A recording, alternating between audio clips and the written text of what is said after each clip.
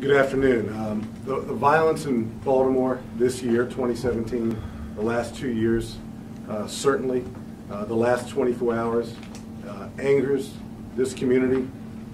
Quite frankly, it pisses off the community. It angers us. It frustrates us. We're not working on too much sleep this afternoon because we responded to an unconscionable amount of violence in a short amount of time throughout our city. We're just as angry and frustrated and ticked off about it as anyone else watching is. And I expect people to be upset. I expect people to want a better Baltimore, to want a sense of peace and tranquility, that when they leave their home or go to their car or go to the store or go to work or walk in the neighborhood, that they don't have to put up with this crap. So we get that, and we understand that, and we're going to keep fighting our way through this. There's nowhere for us to run. There's nowhere for us to hide. We are responsible for public safety in the city of Baltimore, and we're going to keep working our hearts out until we get to a safer, better place. You can trust me on that. Moments ago, Perry Nelson Johnson, the man wanted for murdering his 5-month-old son, Emmanuel, turned himself in to our warrant apprehension task force officers. He's charged with 1st and 2nd degree murder, 1st and 2nd degree assault, 1st degree child abuse resulting in death, 1st degree child abuse causing severe physical injury, 2nd degree child abuse, reckless endangerment, dangerous weapon with intent to injure. So he is in our custody.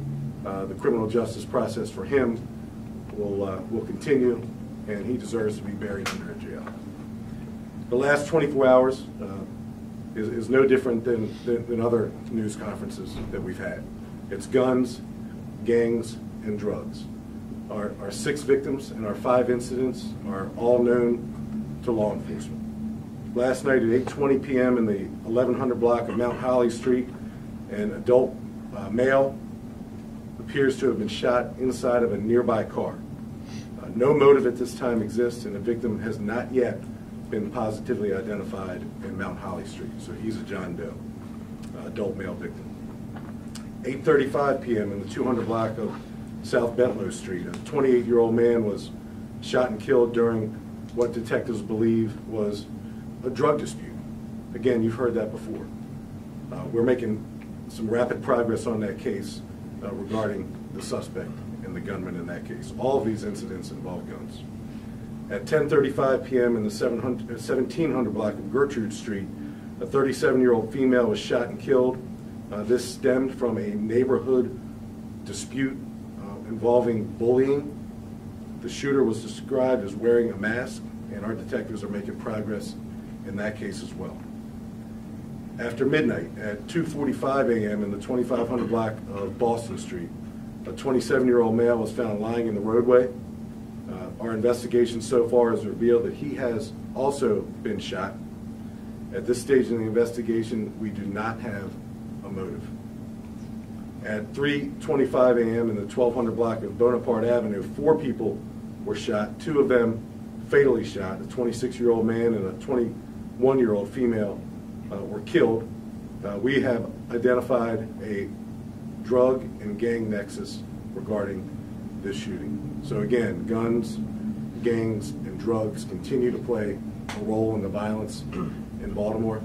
The access to firearms to resolve petty disputes is something that should concern everyone in this city.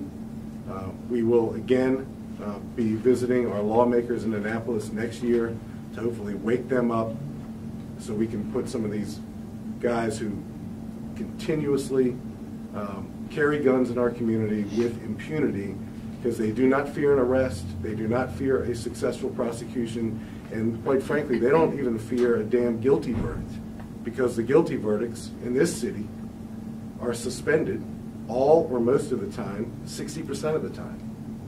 So when they make an informed decision about whether or not to leave their house with a gun, they're leaving their house with a gun. And they're solving their petty BS disputes with a gun, and they're shooting and killing people. So that's going to continue to be a focus.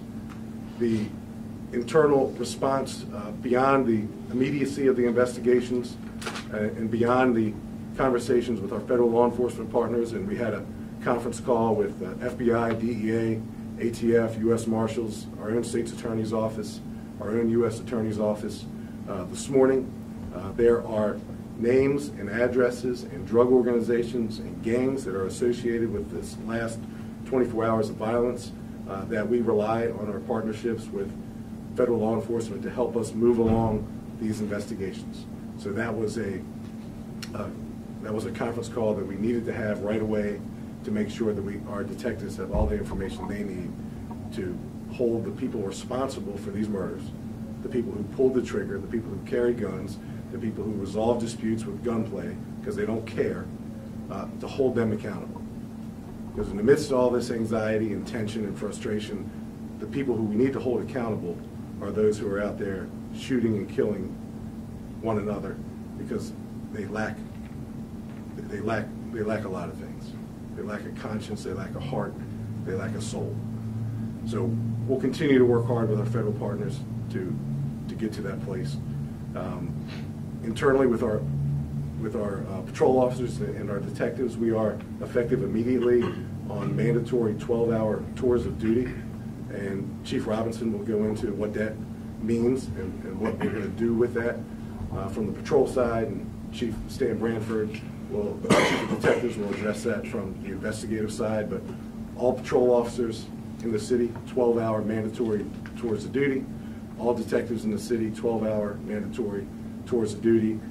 Every sworn police officer on the agency assigned to specialized units or to other administrative tasks, uniforms with them today, and they're going to be deployed on the streets as well. So there will be a visible, overt presence that will begin today and will last minimally through this upcoming weekend. And we intend to take full advantage of those extra patrol officers and detectives on the streets to hold folks accountable and to assure this city that its police department understands their frustration, understands the anxiety, the fear, and part of our response to that is ensuring that every Baltimore police officer spends time in either a marked patrol car or on foot in the community for the remainder of this week. I can either turn it over to either Chief Branford or Chief Robinson to explain in fact I will do that, to explain what the mandatory holdovers mean, and then I'll come right back and we'll answer some questions. So I think we'll go first to our Chief of Patrol, Chief Robinson.